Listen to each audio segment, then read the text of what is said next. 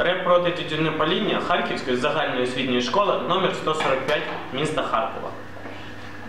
Эй, ты, молодежь, тебе слово мое, откажись от курения, тебе слабо, зачем вредить себе самому, лучше цени жизнь свою, какие твои ценности, скажи, это очень важно, не молчи. Посмотри в мою жизнь, я умею танцевать, учиться с радостью людей понимать, талантом своим делюсь с другими, а ты знаешь свои таланты? Я не ругаюсь, не пью, не курю, люблю свою землю, этим дорожу, у тебя зависит, бежишь в туалет, чтобы затянуться одной сигарет, у тебя охотится дежурный учитель, даже на свидание даже родители. Что ты из себя сделал мишень? Стань человеком, откроется дверь. Дверь счастья, покою, здоровья, свободу, они тебя ждут. Делай добро себе и близким. Зачем тебе зло? Оставь его. На улицах много женщин с сигаретами, скажи им, что они обмануты, у них делают деньги магнаты, они не образец для подражания, они обманут девчат с ребятами. Легені стають чорними враз, на них осідає кадмій, метан, амоній, мещак забирають здоров'я. Швидше кидай палити, Микола. Щоб стати найкращим в світі, киньте швиденько палити. Зекономте 4 тисячі, здоров'я почніть любити.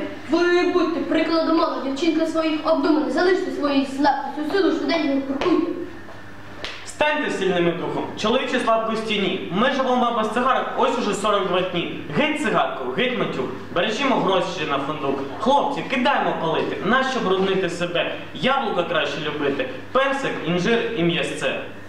Все, я понял, бросаю курить, буду жизнью своей дорожить. Підводимо підсумок греку цього, кинь тютюн, не вживай його. Здоровим будьмо, житимеш довго, українській нації справді здорово!